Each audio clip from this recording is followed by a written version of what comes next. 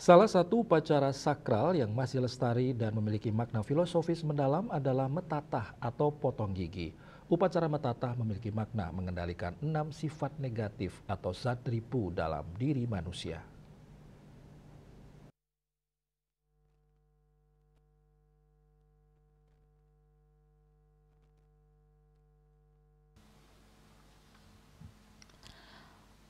Upacara metatah bukan sekedar ritual adat, melainkan sebuah proses spiritual untuk mencapai kematangan diri dan yang terpenting menghilangkan satripu atau 6 musuh dalam diri manusia.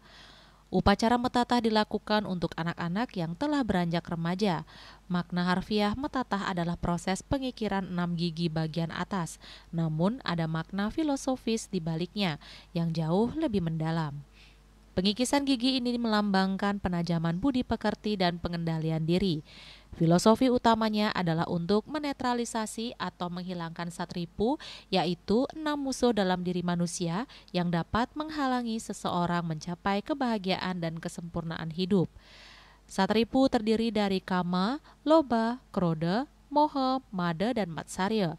Melalui metatah, diyakini bahwa individu yang menjalani upacara ini akan lebih mudah mengendalikan keenam sifat negatif tersebut.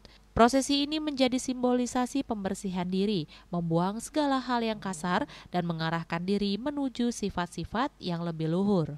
Suatu diri peserta itu yang masih terliputi atau menonjol sifat yang ada di dalam peserta tersebut yang disebut dengan sadripu.